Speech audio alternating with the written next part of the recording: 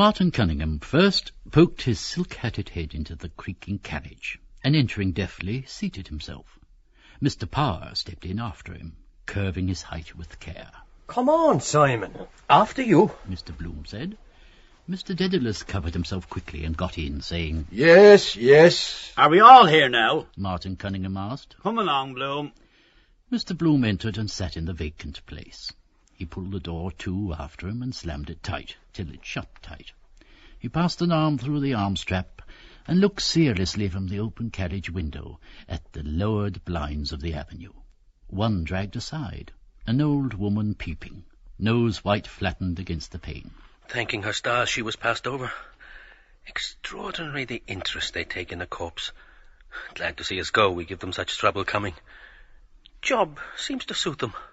Hugger-mugger in corners, slop about in slipper-slappers for fear he'd wake, then getting it ready, laying it out. Molly and Mrs. Fleming making the bed. Pull it more to your side. Our winding sheet. Never know who will touch you, dead. Wash and shampoo. I believe they clip the nails and the hair. Keep a bit in an envelope. Grow all the same after. Unclean job. All waited. Nothing was said. Stowing in the reeds, probably. I'm sitting on something hard. That soap in my hip pocket. Better shift it out of that. Wait for an opportunity. All waited. Then wheels were heard from the front, turning, then nearer, then horses' hoofs. A jolt. Their carriage began to move, creaking and swaying. Other hoofs and creaking wheels started behind. The blinds of the avenue passed, and number 9 with its craped knocker. Door ajar. At walking pace. They waited still, their knees jogging, till they had turned and were passing along the tram tracks. Tritonville Road. Quicker. The wheels rattled, rolling over the cobbled causeway, and the crazy glasses shook, rattling in the door frames. "What way is he taking us?" Mr. Power asked through both windows. "Irish Town," Martin Cunningham said. "Rings End, Brunswick Street." Mr. Dedalus nodded, looking out. That's a fine old custom. I am glad to see it has not died out. All watched a while through their windows, caps and hats lifted by passers. Respect. The carriage swerved from the tram track to the smoother road past Watery Lane. Mr. Bloom at gaze saw a lithe young man clad in mourning, a wide hat. "There's a friend of yours gone by, Dedalus." Who is that? "Your son and heir." Where is he? Mr. Dedalus said, stretching over across. The carriage, passing the open drains and mounds of ripped-up roadway before the tenement houses, lurched round the corner, and swerving back to the tram track, rolled on noisily with chattering wheels. Mr. Dedalus fell back, saying, Was that Mulligan cad with him? His feeder a cat is. "No, he was alone." Down with his Aunt Sally, I suppose. The Goulding faction. The drunken little Costraw and Chrissy. Papa's little lump of dung. The wise child that knows her own father. Mr. Bloom smiled joylessly on Rings End Road. Wallace Brothers, the Bottle Works. Dodder Bridge.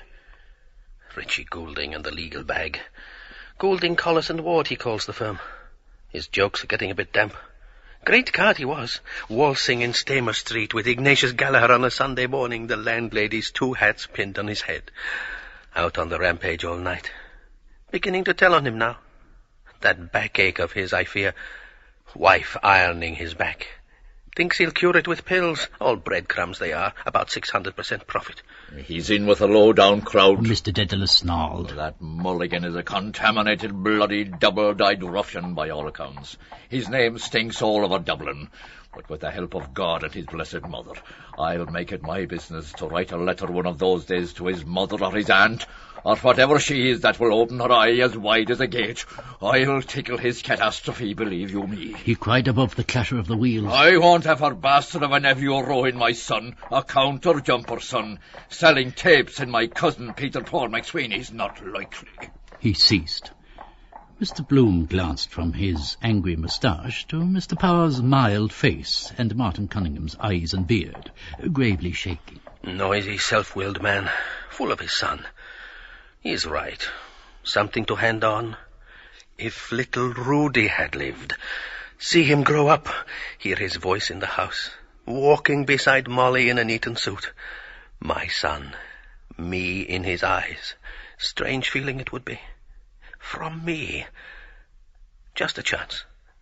Must have been that morning in Raymond Terrace. She was at the window, watching the two dogs at it by the wall of the Cease to Do Evil, and the sergeant grinning up. She had that cream gown on with the rip she never stitched. Give us a touch, Paul. God, I'm dying for it. How life begins. Got big then, had to refuse the Greystones concert. My son inside her. I could have helped him on in life. I could make him independent, learn German too. Are we late? Mr. Powell asked. 10 minutes. Martin Cunningham said, looking at his watch. Molly. Millie, same thing, watered down. Her tomboy oaths, out-jumping Jupiter, ye gods and little fishes. Still, she's a dear girl. Soon be a woman. Mullingar, dearest Papley. Young student. Yes, a woman too. Life. The carriage heeled over and back, their four trunks swaying.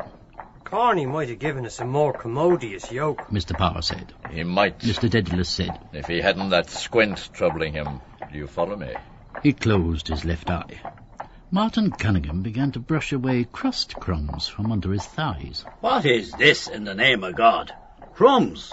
Someone seems to have been making a picnic party here lately. Mr. Power said. All raised their thighs, eyed with disfavour the mildewed, buttonless leather of the seats. Mr. Dedalus, twisting his nose, frowned downward and said, Unless I'm greatly mistaken. What do you think, Martin? Oh, it struck me too. Martin Cunningham said. Mr. Bloom set his thigh down. Glad I took that bath. I feel my feet quite clean. But I wish Mrs. Fleming had done these socks better. Mr. Dedalus sighed resignedly. After all, it's the most natural thing in the world. Did Tom Kernan turn up? Martin Cunningham asked, twirling the peak of his beard gently. Yes, he's behind there with Ned Lambert and Hines. And Corny Kelleher himself. At the cemetery. I met McCoy this morning. He said he'd try to come. The carriage halted short. What's wrong? We're stopped. Where are we? Mr. Bloom put his head out of the window. The Grand Canal. He said. Gasworks. Whooping cough, they say it cures. Good job Millie never got it. Poor children doubles them up black and blue in convulsions. Shame, really. Got off lightly with illness compared. Only measles. Flaxseed tea. Scarlatina, influenza epidemics. Canvassing for death. Don't miss this chance. Dog's home over there. Poor old Athos. Be good to Athos, Leopold, is my last wish. Thy will be done. We obey them in the grave. A dying scroll. He took it to heart, pined away. Quiet brute. Old men's dogs usually are. A raindrop spat on his hat. He drew back and saw an instant of shower spray dots over the grey flags. Apart. Curious. Like through a colander. I thought it would... My boots were creaking, I remember now. The weather is changing. A pity it did not keep up fine. Wanted for the country. There's the sun again coming out. Mr. Dedalus, peering through his glasses towards the veiled sun, hurled a mute curse at the sky. It's as uncertain as a child's bottom. We're off again. The carriage turned again its stiff wheels, and their trunks swayed gently. Martin Cunningham twirled more quickly the peak of his beard. Tom Kernan was immense last night, and Paddy Leonard taking them off to his face. Oh, draw him out, Martin. Mr. Power said eagerly. Wait till you hear them, Simon. On Ben Dollard singing of the Croppy Boy. Immense. Martin Cunningham said pompously. His singing of that simple ballad, Martin, is the most trenchant rendering I ever heard in the whole course of my experience. Trenchant. He's dead nuts on that. And the retrospective arrangement. Did you read Dan Dawson's speech? Martin Cunningham asked. I did not then. Where is it? In the paper this morning. Mr. Bloom took the paper from his inside pocket. That book I must change for her. No. Later on, please. Mr. Bloom's glance travelled down the edge of the paper, scanning the deaths. Callan, Coleman, Dignam, Fawcett, Lowry, Norman, Peake. What Peake is that? Is it the chap who was in Crosby and Allane's? No. Sexton, Urbright. Inked characters fast fading on the frayed, breaking paper. Thanks to the little flower, sadly missed. To the inexpressible grief of his aged 88 after a long and tedious illness. month's mind Quinlan, on whose soul sweet Jesus have mercy. It is now a month since dear Henry fled to his home above in the sky, while his family weeps and mourns his loss, hoping some day to meet him on high. I tore up that envelope. Yes. Where did I put our letter after I read it in the bath? He patted his waistcoat pocket. There, all right. Dear Henry fled. Before my patients are exhausted. National School, Meade's Yard. The Hazard. Only 2 there now, nodding, full as a tick. Too much bone in their skulls. The other trotting round with the fare. An hour ago I was passing there. The Jarvies raised their hats. The pointsman's back straightened itself upright suddenly against the tramway standard by Mr. Bloom's window. Couldn't they invent something automatic so that the wheel itself, much handier? Well, but that fellow would lose his job then. Well, but then another fellow would get a job making the new invention. Ancient concert rooms. Nothing on there. A man in a buff suit with a crepe armlet. Not much grief there. Quarter mourning. People in law, perhaps. They went past the bleak pulpit of St. Mark's, under the railway bridge, past the Queen's Theatre, in silence. Hoardings. Eugene Stratton. Mrs. Bandman Palmer. Could I go to see Leah tonight, I wonder? I said I.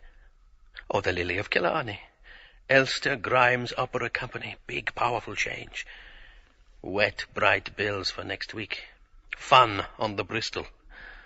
Martin Cunningham could work a pass for the Gaiety. Have to stand a drink or two, as broad as it's long.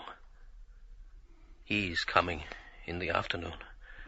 Her songs. Plastos. Sir Philip Crampton's memorial fountain bust. Who was he? How do you do? Martin Cunningham said, raising his palm to his brow in salute. He doesn't see us. Yes, he does. How do you do? Who? Blaze is boiling. There he is, airing his quiff. Just that moment I was thinking. Mr. Dedalus bent across to salute. From the door of the Red Bank, the white disk of a straw hat flashed reply. Past. Mr. Bloom reviewed the nails of his left hand, then those of his right hand. The nails, yes. Is there anything more in him that she sees? Fascination. Worst man in Dublin, that keeps him alive. They sometimes feel what a person is, instinct. But a type like that. My nails, I'm just looking at them. Well paired. And after, thinking alone. Body getting a bit softy. I would notice that from remembering. What causes that, I suppose, the skin can't contract quickly enough when the flesh falls off. But the shape is there. The shape is there still. Shoulders, hips, plump. Night of the dance dressing. Shift stuck between the cheeks behind. He clasped his hands between his knees and, satisfied, sent his vacant glance over their faces. Mr. Power asked, How is the concert tour getting on, Bloom? Oh, very well. I hear great accounts of it. It's a good idea, you see. Are you going yourself? Well, no. In point of fact, I have to go down to the County Clare on some private business. You see, the idea is to tour the chief towns. What you lose on one, you can make up on the other. Quite so. Mary Anderson is up there now. Have you good artists? Louis Werner is touring her. Oh, yes, we'll have all top nobbers, J.C. Doyle and John McCormack, I hope, and the best, in fact. And Madame? Mr. Power said, smiling. Last but not least. Mr. Bloom unclasped his hands in a gesture of soft politeness and clasped them. Smith O'Brien. Someone has laid a bunch of flowers there. Woman. Must be his death day. For many happy returns. The carriage, wheeling by Farrell's statue, united noiselessly their unresisting knees. A dull-garbed old man from the curbstone tended his wares, his mouth opening. 4 bootlaces for a penny. Wonder why he was struck off the rolls. Had his office in Hume Street. Same house as Molly's namesake, Tweedy, Crown Solicitor for Waterford. Has that silk hat ever since. Relics of old decency. Mourning, too. Terrible come down, poor wretch. Kicked about like snuff at a wake. O'Callaghan on his last legs. And Madame. 11:20, up. Mrs. Fleming is in to clean. Doing her hair, humming, Volio et non vorrei. No, vorrei et non. Looking at the tips of her hairs to see if they are split. Mi trema un poco il. Beautiful on that tray, her voice is. Weeping tone, a thrush, a throstle. There is a word, throstle, that expressed that. His eyes passed lightly over Mr. Power's good-looking face. Greyish over the ears. Madame. Smiling. I smiled back. A smile goes a long way. Only politeness, perhaps. Nice fellow. Who knows is that true about the woman he keeps? Not pleasant for the wife. Yet they say, who was it told me, there is no carnal. You would imagine that would get played out pretty quick. Yes, it was Crofton met him one evening, bringing her a pound of rump steak. What is this she was? Barmaid in Jury's, or the Moira, was it? They passed under the huge cloaked Liberator's form. Martin Cunningham nudged Mr. Power. Of the tribe of Reuben, He said. A tall, black-bearded figure, bent on a stick, stumping round the corner of Elvery's elephant house, showed them a curved hand open on his spine. In all his pristine beauty. Mr. Power said.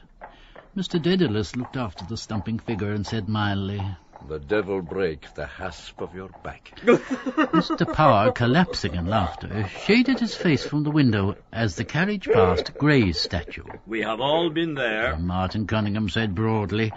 His eyes met Mr. Bloom's eyes. He caressed his beard, adding, Well, nearly all of us. Mr. Bloom began to speak with sudden eagerness to his companions' faces. That's an awfully good one that's going the rounds about Reuben J. and the Son. About the boatman. Yes, isn't it awfully good? What is that? I didn't hear it.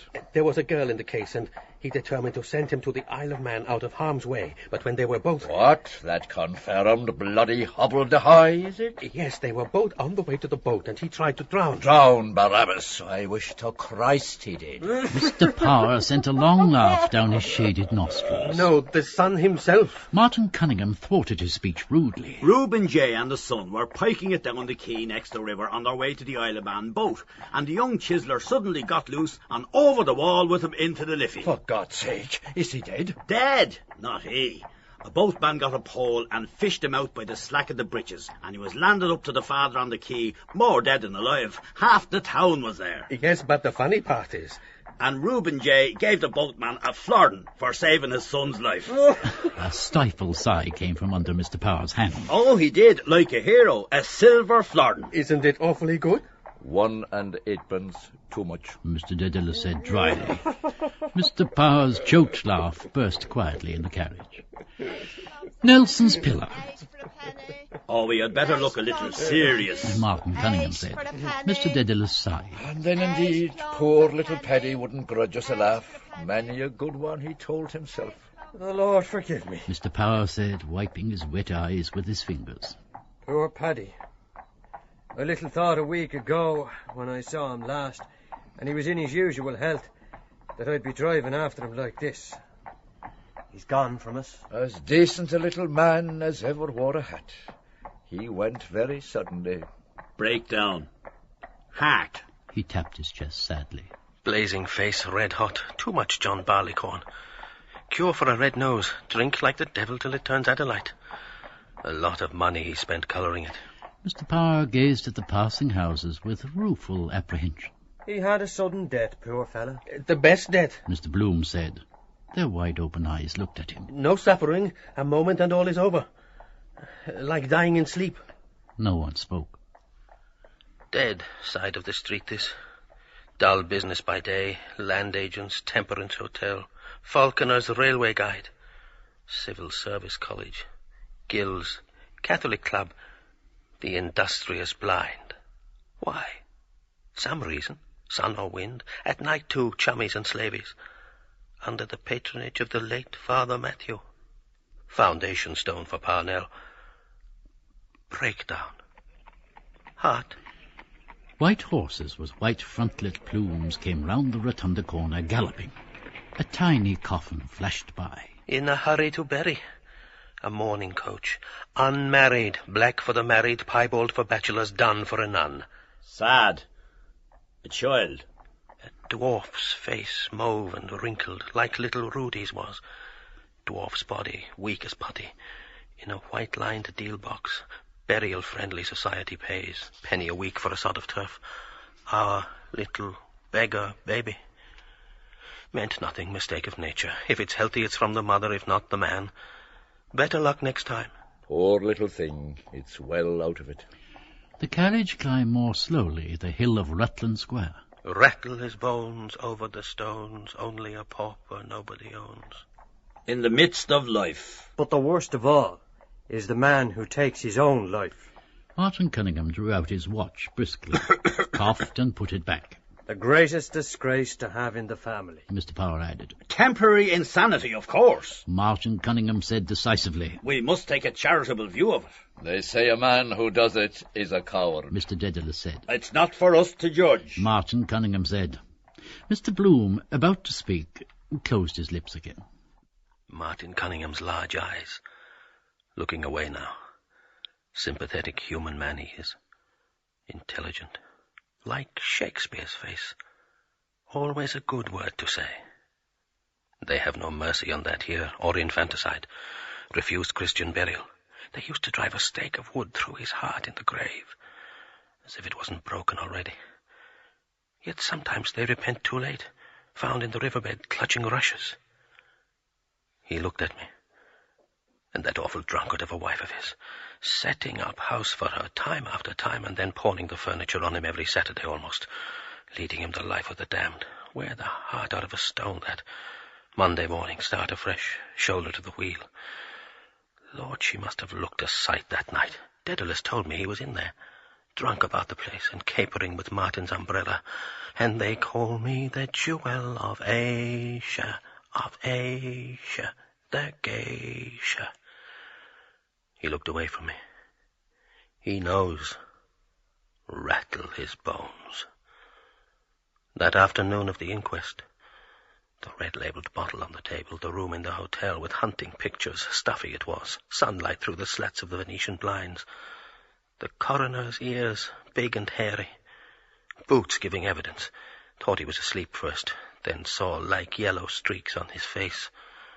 It slipped down to the foot of the bed. Verdict, overdose, death by misadventure. The letter for my son Leopold. No more pain. Wake no more. Nobody owns. The carriage rattled swiftly along Blessington Street. Over the stones. We are going the pace, I think. Martin Cunningham said. God grant he doesn't upset us on the road. Mr. Power said. I hope not. That'll be a great race tomorrow in Germany, the Gordon Bennett. Yes, by Jove. Mr. Dedalus said. That will be worth seeing, Faith. As they turned into Berkeley Street, a street organ near the basin sent over and after them a rollicking, rattling Song of the Halls. Has anybody here seen Kelly? Kelly. Dead March from Saul. He's as bad as old Antonio. He left me on my own-eo. Pirouette. The Mater Misericordiae. Eccles Street, my house down there. Big place. Ward for incurables there. Very encouraging. Our Lady's Hospice for the Dying. Dead house handy underneath, where old Mrs. Reardon died. They look terrible, the women. A feeding cup and rubbing her mouth with the spoon. Then the screen round her bed for her to die. Nice young student that was, dressed that bite the bee gave me. He's gone over to the lying-in hospital, they told me. From one extreme to the other. The carriage galloped round the corner. Stopped. What's wrong now? A divided drove of branded cattle passed the windows, lowing, slouching by on padded hoofs, whisking their tails slowly on the clotted, bony croups. Outside them and through them ran raddle sheep bleating their fear. Emigrants. Mr. Power said. The drover's voice cried, his switch sounding on their flanks. Out of there! Thursday, of course. Tomorrow is killing day. Springers. Cuff sold them about 27 quid each. For Liverpool, probably. Roast beef for old England. They buy up all the juicy ones. And then the 5th quarter is lost. All that raw stuff, hide, hair, horns, comes to a big thing in a year. Dead meat trade. By-product of the slaughterhouses for tanneries, soap, margarine. Wonder if that dodge works now, getting Dickie meat off the train at Clonsilla. The carriage moved on through the drove. I can't make out why the corporation doesn't run a tram line from the park gate to the quays. All those animals could be taken in trucks down to the boats. Instead of blocking up the thoroughfare. Quite right, they ought to. Yes, and another thing I often thought is to have municipal funeral trams like they have in Milan, you know. Run the line out to the cemetery gates and have special trams, hearse and carriage and all. Don't you see what I mean? Oh, that be damned for a story. Mr. Dedalus said. Pullman car and saloon dining room. A poor lookout for Corny. Mr. Power added. Why? Mr. Bloom asked, turning to Mr. Dedalus. Wouldn't it be more decent than galloping two abreast? Well, there's something in that. Mr. Dedalus grunted. And we wouldn't have scenes like that when the hearse capsized on Dunphy's and upset the coffin onto the road. That was terrible. Mr. Power's shocked face said. And the corpse fell about the road. Terrible. First round, Dunphy's. Mr. Dedalus said, nodding. Gordon Bennett Cup. Praises be to God. Martin Cunningham said piously. Boom! Upset. A coffin bumped out onto the road, burst open. Paddy Dignam shot out and rolling over stiff in the dust in a brown habit too large for him. Red face. Grey now. Mouth fallen open, asking, what's up now? Quite right to close it. Looks horrid open. Then the insides decompose quickly. Much better to close up all the orifices. Yes, also with wax. The sphincter loose. Seal up all. Dunphy's. Mr. Power announced as the carriage turned right. Dunphy's corner. Mourning coaches, drawn up, drowning their grief. A pause by the wayside. Tip-top position for a pub. Expect we'll pull up here.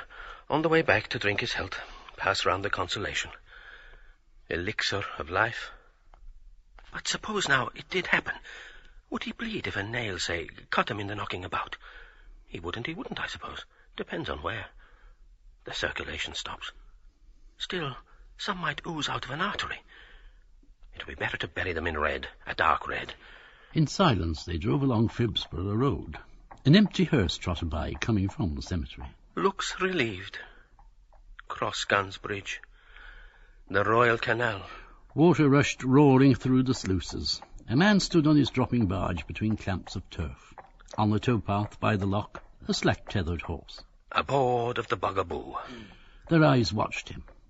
On the slow, weedy waterway he had floated on his raft, coastward over Ireland, drawn by a haulage rope past beds of reeds, over slime, mud-choked bottles, carrion dogs.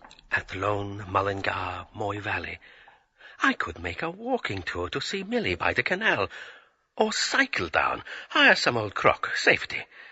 Wren had one the other day at the auction, but a lady's. Developing waterways. James McCann's hobby to row me o'er the ferry.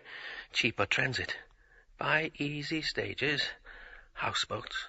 Camping out. Also hearses to heaven by water. Perhaps I will, without writing, come as a surprise. Leeslip, Clonsilla.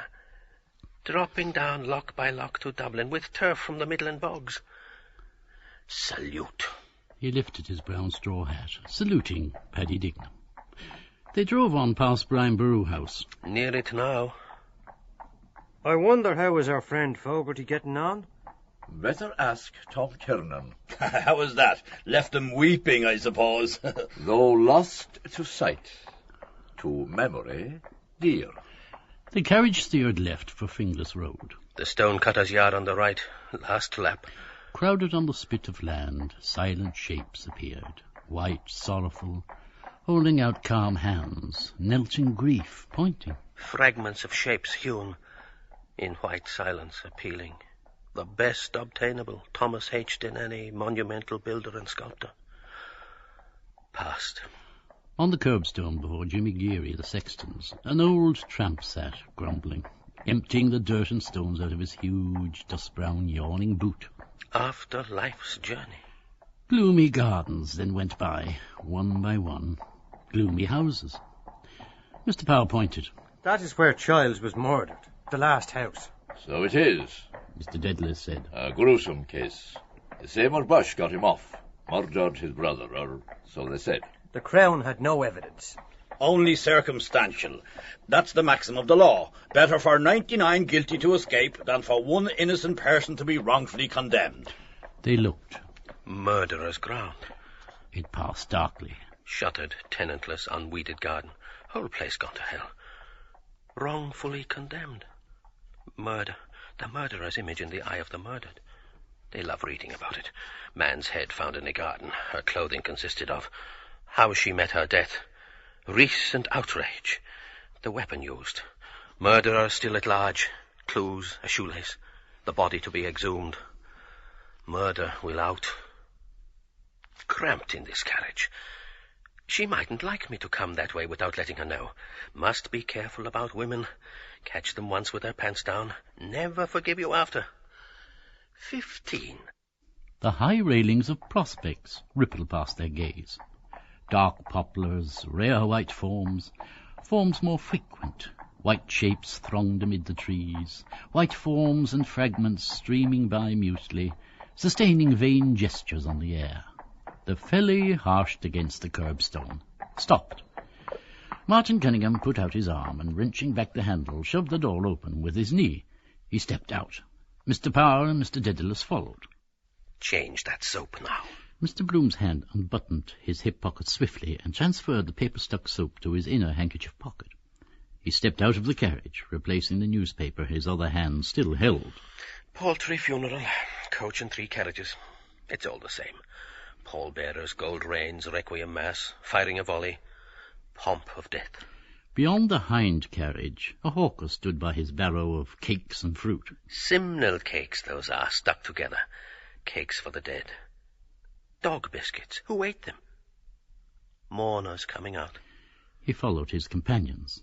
Mr. Kernan and Ned Lambert followed, Hines walking after them. Corny Kelleher stood by the opened hearse and took out the 2 wreaths. He handed one to the boy. Where is that child's funeral disappeared to? A team of horses passed from Finglas with toiling, plodding tread, dragging through the funereal silence a creaking wagon on which lay a granite block. The wagoner, marching at their head, saluted. Coffin now. Got here before us, dead as he is. Horse looking round at it with his plume skew-wise. Dull eye. Collar. Tight on his neck. Pressing on a blood vessel or something. Do they know what they cart out here every day? Must be 20 or 30 funerals every day. Then Mount Jerome for the Protestants. Funerals all over the world, everywhere, every minute. Shoveling them under by the cartload, double quick. Thousands every hour. Too many in the world. Mourners came out through the gates. Woman and a girl. Lean-jawed harpy, hard woman at a bargain. Her bonnet awry. Girl's face stained with dirt and tears, holding the woman's arm, looking up at her for a sign to cry. Fish's face, bloodless and livid. The mutes shouldered the coffin and bore it in through the gates. So much dead weight. Felt heavier myself stepping out of that bath. First the stiff, then the friends of the stiff.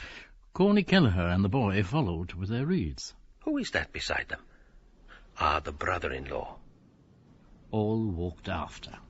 Martin Cunningham whispered. I was in mortal agony with you talking of suicide before Bloom. What? Mr. Power whispered. How so? His father poisoned himself. Had the Queen's Hotel in Ennis. You heard him say he was going to Clare. Anniversary. Oh, God. First I heard of it. Poisoned himself. He glanced behind him to where a face with dark, thinking eyes followed towards the Cardinal's mausoleum. Speaking. Was he insured? Mr. Bloom asked. I believe so. Mr. Kernan answered. But the policy was heavily mortgaged. Martin is trying to get the youngster into our town. How many children did he leave? 5. Ned Lambert says he'll try to get one of the girls into Todd's. A sad case. Mr. Bloom said gently. 5 young children. A great blow to the poor wife. Mr. Kernan added. Indeed, yes. Mr. Bloom agreed. Has the laugh at him now. He looked down at the boots he had blacked and polished. She had outlived him, lost her husband. More dead for her than for me. One must outlive the other, wise men say. There are more women than men in the world. Condole with her, your terrible loss. I hope you'll soon follow him. For Hindu widows only. She would marry another. Him? No. Yet who knows after? Widowhood, not the thing since the old Queen died. Drawn on a gun carriage. Victoria and Albert, Frogmore Memorial mourning. But in the end she put a few violets in her bonnet, vain in her heart of hearts. All for a shadow. Consort, not even a king. Her son was the substance. Something new to hope for, not like the past she wanted back, waiting. It never comes. One must go first, alone under the ground, and lie no more in her warm bed. How are you, Simon? Ned Lambert said softly, clasping hands. Haven't seen you for a month of Sundays. Never better. How are all in Cork's own town? I was down there for the Cork Park races on Easter Monday. Same old 6 and 8pence. Stopped with Dick Tivy. And how is Dick, the solid man? Nothing between himself and heaven. Ned Lambert answered. By the holy Paul. Mr. Dedalus said in subdued wonder. Dick Tivy bald? Martin is going to get up a whip for the youngsters. Ned Lambert said, pointing ahead. A few bob a skull, just to keep them going till the insurance is cleared up. Yes. Mr. Dedalus said dubiously. Is that the eldest boy in front? Yes, with the wife's brother. John Henry Menton is behind. He put down his name for a quid. I'll engage he did. I often told poor Paddy he ought to mind that job. John Henry's not the worst in the world. How did he lose it? Liquor what? Many a good man's fault. Mr. Dedalus said with a sigh. They halted about the door of the mortuary chapel. Mr. Bloom stood behind the boy with the wreath, looking down at his sleek combed hair and the slender furrowed neck inside his brand-new collar. Poor boy. Was he there when the father... Both unconscious. Lighten up at the last moment and recognize for the last time all he might have done. I owe 3 shillings to O'Grady. Would he understand? The mutes bore the coffin into the chapel. Which end is his head? After a moment he followed the others in, blinking in the screened light. The coffin lay on its bier before the chancel, 4 tall yellow candles at its corners. Always in front of us. Corny Kelleher, laying a wreath at each 4 corner, beckoned to the boy to kneel. The mourners knelt here and there in praying desks. Mr. Bloom stood behind near the font, and when all had knelt, dropped carefully his unfolded newspaper from his pocket and knelt his right knee upon it. He fitted his black hat gently on his left knee and, holding its brim, bent over piously. A server, bearing a brass bucket with something in it, came out through a door. A white-smocked priest came after him, tidying his stole with one hand, balancing with the other a little book against his toad's belly. Who'll read the book? I, said the rook. They halted by the bier, and the priest began to read out of his book with a fluent croak. Father Coffey. I knew his name was like a coffin. Bully about the muzzle he looks. Bosses the show. Muscular Christian. Woe betide anyone that looks crooked at him. Priest, thou art Peter. Burst sideways like a sheep in clover, Dedalus says he will. With a belly on him like a poisoned pup. Most amusing expressions that man finds. Burst sideways. Makes them feel more important to be prayed over in Latin. Requiem Mass, crepe weepers, black-edged notepaper, your name on the altar list. Chilly place, this. Want to feed well, sitting in there all the morning in the gloom, kicking his heels, waiting for the next please. Eyes of a toad, too. What swells him up that way? Molly gets swelled after cabbage. Air of the place, maybe. Looks full up of bad gas. Must be an infernal lot of bad gas around the place. Butchers, for instance. They get like raw beefsteaks. Who was telling me? Mervyn Brown, down in the vaults of St. Werburgh's. Lovely old organ, 150. They have to bore a hole in the coffin sometimes to let out the bad gas and burn it. Out it rushes, blue. One whiff of that, you're a goner. My kneecap is hurting me. Oh, that's better. The priest took a stick with a knob at the end of it out of the boy's bucket and shook it over the coffin. Then he walked to the other end and shook it again. Then he came back and put it back in the bucket. As you were before you rested. It's all written down. He has to do it. The server piped the answers in the treble. I often thought it would be better to have boy servants. Up to 15 or so. After that, of course. Holy water, that was, I expect. Shaking sleep out of it. He must be fed up with that job, shaking that thing over all the corpses they trot up. What harm if he could see what he was shaking it over? Every mortal day a fresh batch. Middle-aged men, old women, children, women dead in childbirth, men with beards, bald-headed businessmen, consumptive girls with little sparrows' breasts. All the year round he prayed the same thing over them all, and shook water on top of them. Sleep. All on Dignam now. Said he was going to paradise, or is in paradise.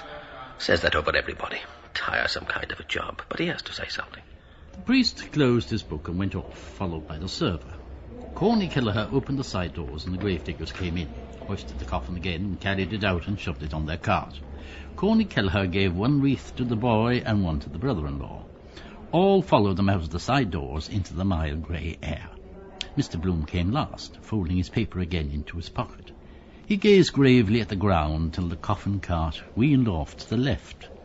The metal wheels ground the gravel with a sharp, grating cry, and the pack of blunt boots followed the barrow along a lane of sepulchres. The ree, the ra, the ree, the ra, the roo. Lord, I mustn't lilt here. The O'Connell Circle, Mr. Dedalus said about him. Mr. Power's soft eyes went up to the apex of the lofty cone. He's at rest in the middle of his people, old Dano. But his heart is buried in Rome. How many broken hearts are buried here, Simon? her grave is over there, Jack. Mr. Dedalus said. I'll soon be stretched beside her. Let him take me whenever he likes. Breaking down, he began to weep to himself quietly, stumbling a little in his walk. Mr. Power took his arm. She's better where she is, he said kindly. I suppose so. Mr. Dedalus said with a weak gasp. I suppose she is in heaven, if there is a heaven. Corny Kelleher stepped aside from his rank and allowed the mourners to plod by. Sad occasions. Mr. Kernan began politely. Mr. Bloom closed his eyes and sadly twice bowed his head. The others are putting on their hats. Mr. Kernan said. I suppose we can do so too. We're the last. This cemetery is a treacherous place. They covered their heads. The reverend gentleman read the service too quickly, don't you think? Mr. Kernan said with reproof. Mr. Bloom nodded gravely, looking in the quick, bloodshot eyes. Secret searching eyes.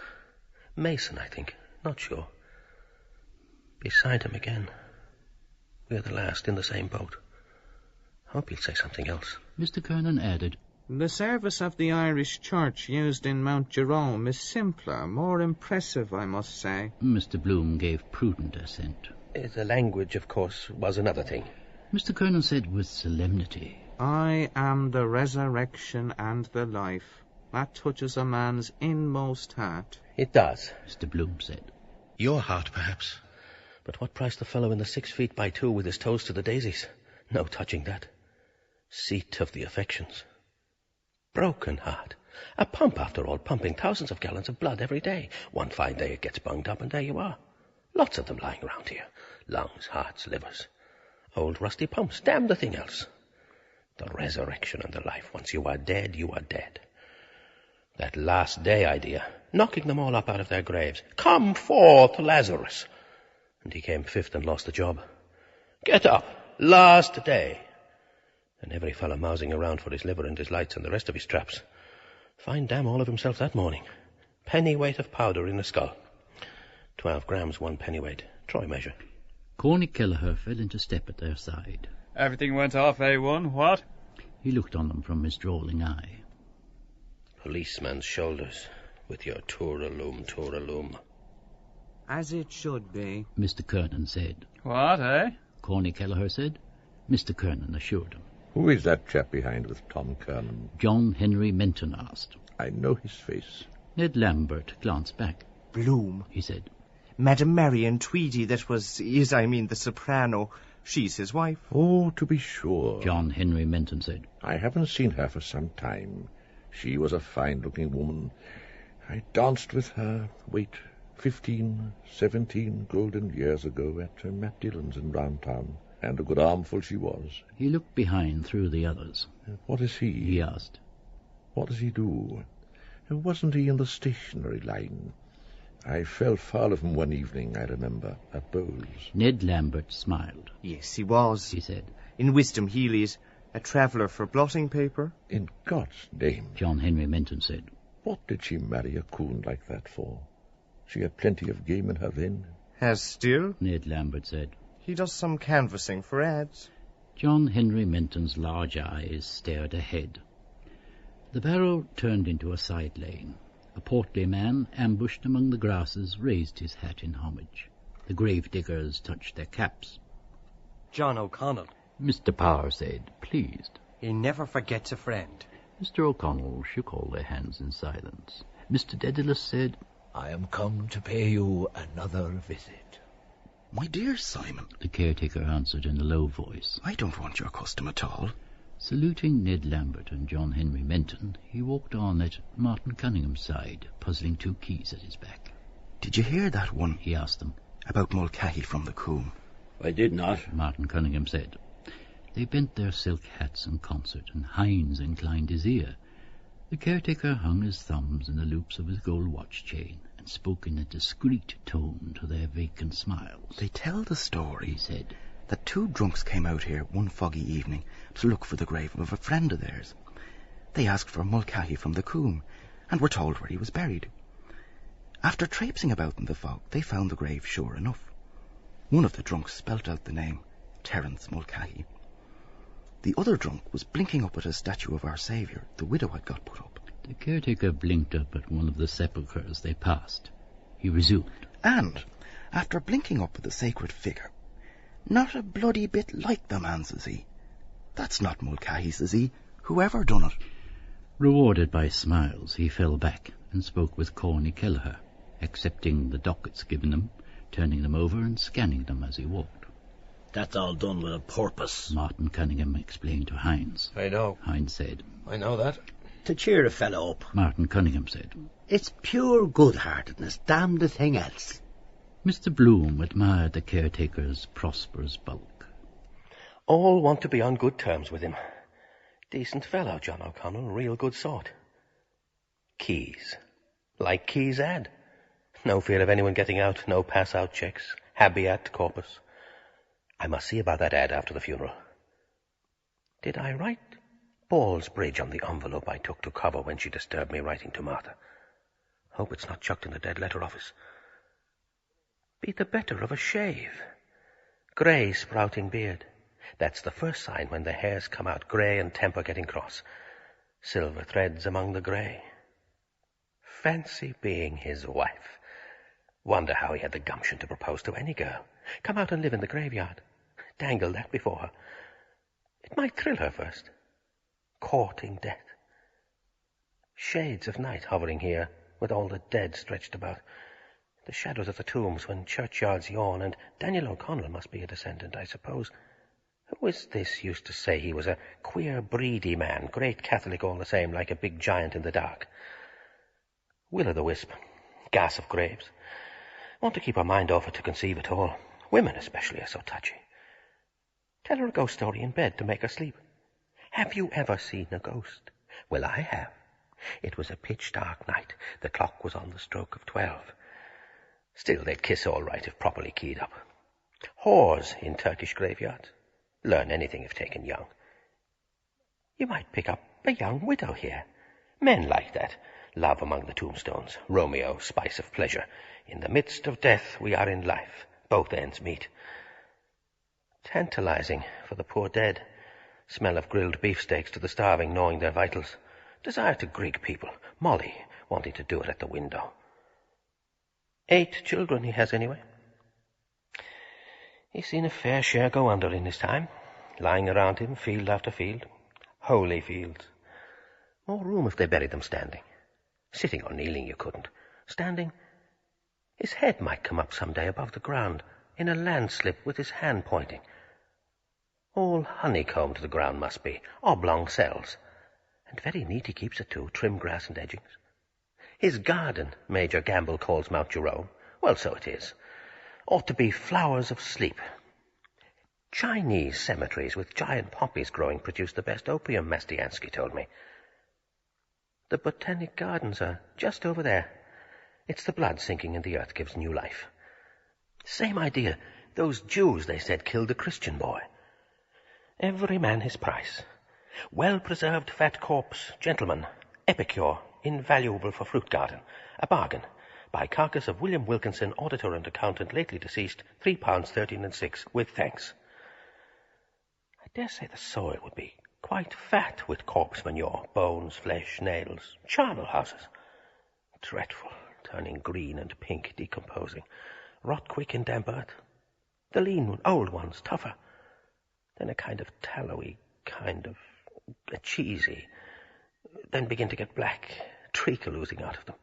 Then dried up, death moths. Of course the cells of whatever they are go on living. Changing about. Live forever, practically. Nothing to feed on themselves. But they must breed a devil of a lot of maggots. Soil must be simply swirling with them. Your head, it simply swirls. Those pretty little seaside girls. He looks cheerful enough over it. Gives him a sense of power, seeing all the others go under first. Wonder how he looks at life. Cracking his jokes, too, warms the cockles of his heart. The one about the bulletin. Spurgeon went to heaven 4 a.m. this morning. 11 p.m. closing time, not arrived yet. Peter. The dead themselves, the men anyhow, would like to hear an odd joke, or the women to know what's in fashion. A juicy pear or lady's punch, hot, strong, and sweet, keep out the damp. You must laugh sometimes, so better do it that way. Gravediggers in Hamlet shows the profound knowledge of the human heart. Daren't joke about the dead for 2 years at least. De mortuis nil nisi prius. Go out of mourning first. Hard to imagine his funeral. Seems a sort of a joke. Read your own obituary notice, they say. You live longer. Gives you second wind. New lease of life. How many have you for tomorrow? The caretaker asked. 2. Corny Kelleher said. 10:30 and 11. The caretaker put the papers in his pocket. The barrow had ceased to trundle.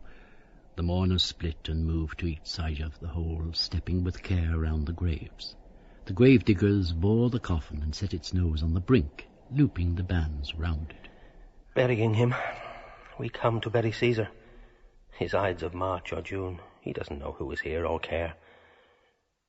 Now, who is that lanky-looking galoot over there in the Macintosh? Now, who is he, I'd like to know. Now, I'd give a trifle to know who he is. Always someone turns up you never dreamt of. A fella could live on his lonesome all his life. Yes, he could. Still, he'd have to get someone to sod him after he died. Or he could dig his own grave. We all do. Only man buries. No, ants, too. First thing strikes anybody. Bury the dead.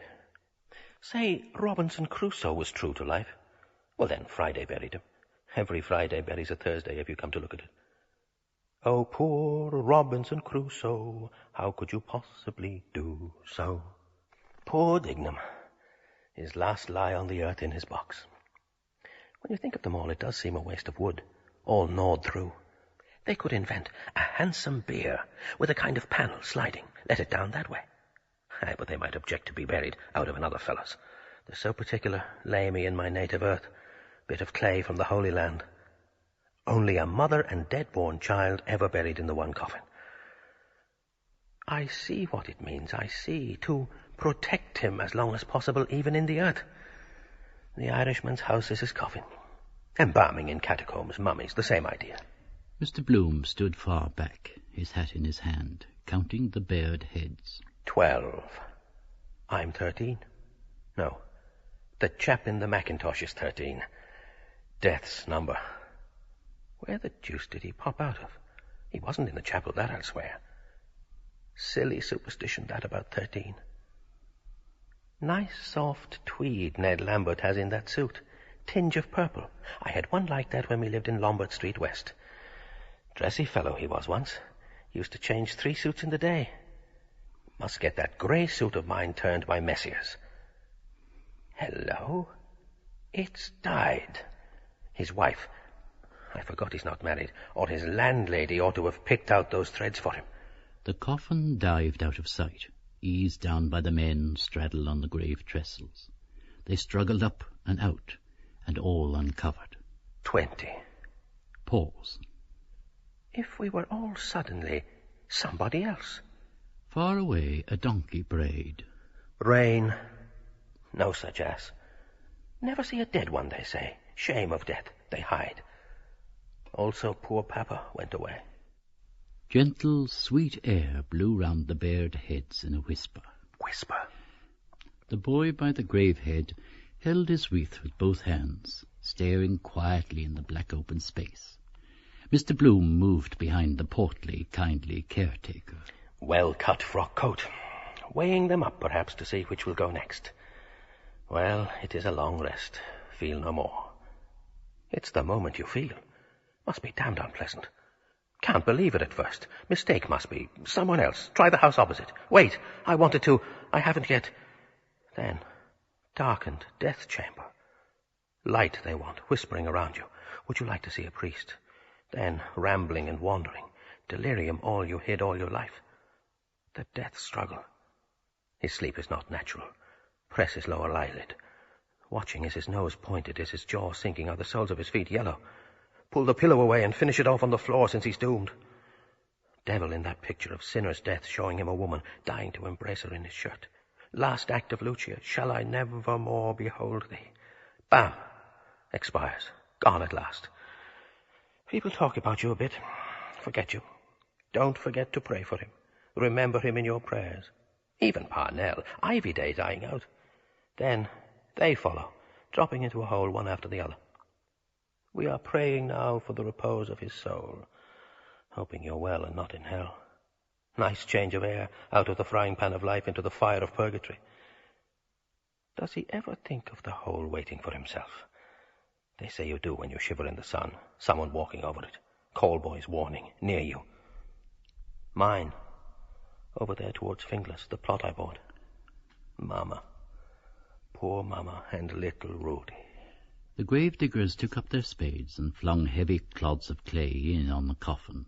Mr. Bloom turned his face. And if he was alive all the time, whew, by jingo, that would be awful. No, he is dead, of course. Of course he is dead. Monday he died. They ought to have some law to pierce the heart and make sure, or an electric clock or a telephone in the coffin and some kind of a canvas air hole, flag of distress. 3 days. Rather long to keep them in summer. Just as well to get shot at them, as soon as you're sure there's no... The clay fell softer. Begin to be forgotten. Out of sight, out of mind. The caretaker moved away a few paces and put on his hat. Had enough of it. The mourners took heart of grace, one by one, covering themselves without show. Mr. Bloom put on his hat and saw the portly figure make its way deftly through the maze of graves. Quietly, sure of his ground, he traversed the dismal fields. Hines, jotting down something in his notebook. Ah, the names. But he knows them all. No, coming to me. I'm just taking the names. Hines said below his breath. What's your Christian name? I'm not sure. L. Leopold. And you might put down McCoy's name, too. He asked me to. Charlie. Hines said, writing. I know. He was on the Freeman once. So he was before he got the job in the morgue under Louis Byrne. Good idea. A post-mortem for doctors. Find out what they imagine they know. He died of a Tuesday. Got the run. Levanted with the cash of a few ads. Charlie, you're me darling. That was why he asked me to. Oh, well, does no harm. I saw to that, McCoy. Thanks, old chap. Much obliged. Leave him under an obligation. Costs nothing. And tell us... Hines said. Do you know that fellow was over there in the... He looked around. Mackintosh? Yes, I saw him. Mr. Bloom said.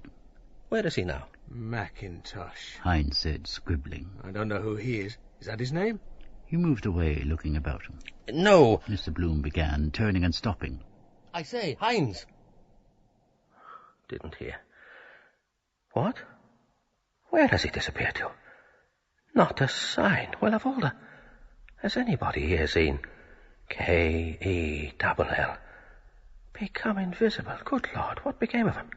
A seventh gravedigger came beside Mr. Bloom to take up an idle spade. Oh, excuse me. He stepped aside nimbly. Clay, brown, damp, began to be seen in the hole. It rose. Nearly over. A mound of damp clods rose more, and the gravediggers rested their spades, all uncovered again for a few instants. The boy propped his wreath against a corner, the brother-in-law his on a lump. The gravediggers put on their caps and carried their earthy spades towards the barrow, then knocked the blades lightly on the turf, clean. One bent to pluck from the haft a long tuft of grass. One, leaving his mates, walked slowly on, with shouldered weapon, its blade blue-glancing. Silently at the grave-head, another coiled the coffin band. His navel cord. The brother-in-law, turning away, placed something in his free hand. Thanks, in silence. Sorry, sir. Trouble. Head shake. I know that. For yourselves, just. The mourners moved away slowly, without aim, by devious paths, staying a while to read a name on a tomb. Let us go round by the chief's grave, Hines said. We have time. Let us, Mr. Power said. They turned to the right, following their slow thoughts. With awe, Mr. Power's blank voice spoke. Some say he's not in that grave at all, that the coffin was filled with stones, that one day he will come again. Hines shook his head. Ah, Nell will never come again. He's there, all that was mortal of him. Peace to his ashes. Mr. Bloom walked unheeded along his grove by saddened angels, crosses, broken pillars, family vaults, stone hopes praying with upcast eyes, old Ireland's hearts and hands. More sensible to spend the money on some charity for the living. Pray for the repose of the soul of... Does anybody really? Plant him and have done with him, like down a coal chute. Then lump them all together to save time, All Souls' Day. 27th, I'll be at his grave. 10 shillings for the gardener. He keeps it free of weeds. Old man himself, bent down double with his shears clipping, near death's door. Who passed away, who departed this life, as if they did it of their own accord. Got the shove, all of them. Who kicked the bucket? More interesting if they told you what they were. So-and-so, wheelwright. I travelled for Cork Lino. I paid 5 shillings in the pound. Or a woman's with her saucepan. I cooked good Irish stew. Eulogy in a country churchyard it ought to be, that poem of, whose is it, Wordsworth or Thomas Campbell? Entered into rest, the Protestants put it. Old Dr. Murren's. The great physician called him home. Well, it's God's acre for them. Nice country residence, newly plastered and painted. Ideal spot to have a quiet smoke and read the Church Times. Marriage ads they never tried to beautify. Rusty reeds hung on knobs. Garlands of bronze foil. Better value that for the money. Still, the flowers are more poetical. The other gets rather tiresome, never withering, expresses nothing. Immortelle. A bird sat tamely perched on a poplar branch. Like stuffed. Like the wedding present Alderman Hooper gave us. Whew, not a budge out of him. Knows there are no catapults to let fly at him. Dead animal. Even sadder. Silly Millie burying the little dead bird in the kitchen matchbox. A daisy chain and bits of broken chainies on the grave. The Sacred Heart, that is. Showing it. Heart on his sleeve. Ought to be sideways and red it should be painted, like a real heart. Ireland was dedicated to it, or whatever that.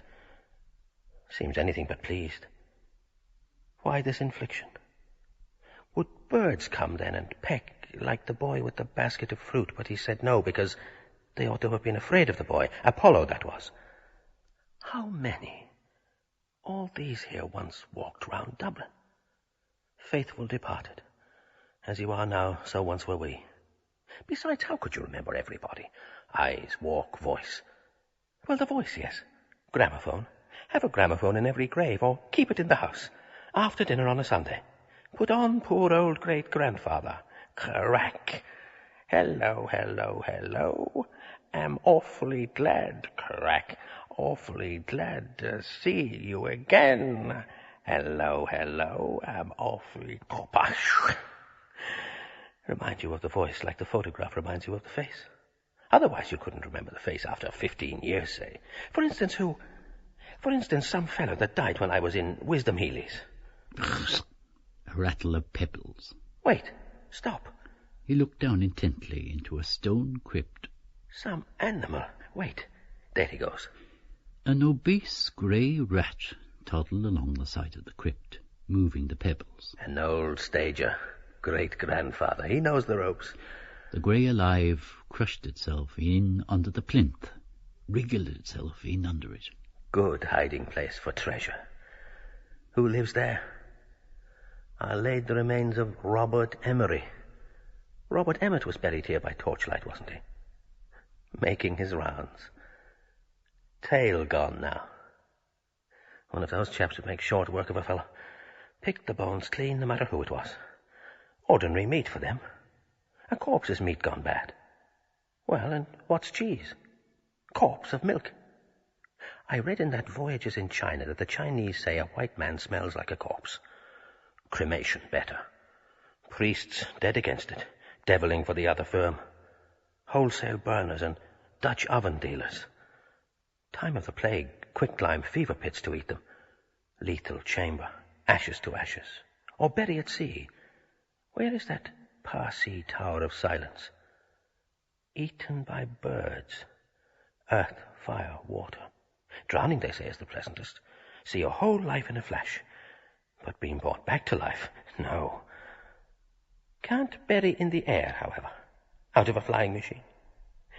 Wonder, does the news go about whenever a fresh one is let down? Underground communication. We learned that from them. Wouldn't be surprised. Regular square feed for them. Flies come before he's well dead. Got wind of Dignam. They wouldn't care about the smell of it. Salt white, crumbling mush of corpse. Smell. Taste like raw white turnips. The gates glimmered in front. Still open. Back to the world again. Enough of this place. Brings you a bit nearer every time. Last time I was here was Mrs. Sinico's funeral. Poor Papa, too. The love that kills. And even scraping up the earth at night with a lantern, like that case I read of, to get at fresh buried females, or even putrefied with running grave saws. Give you the creeps after a bit. I will appear to you after death. You will see my ghost after death. My ghost will haunt you after death. There's another world after death named Hell. I do not like that other world, she wrote. No more do I. Plenty to see and hear and feel yet. Feel live, warm beings near you. Let them sleep in their maggoty beds. They're not going to get me this innings. Warm beds. Warm, full-blooded life.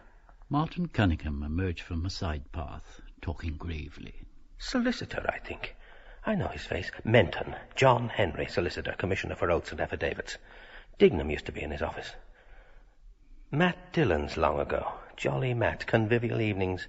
Cold fowl, cigars, the tantalus glasses. Heart of gold, really. Yes, Menton. Got his rag out that evening on the bowling green because I sailed inside him. Pure fluke of mine. The bias.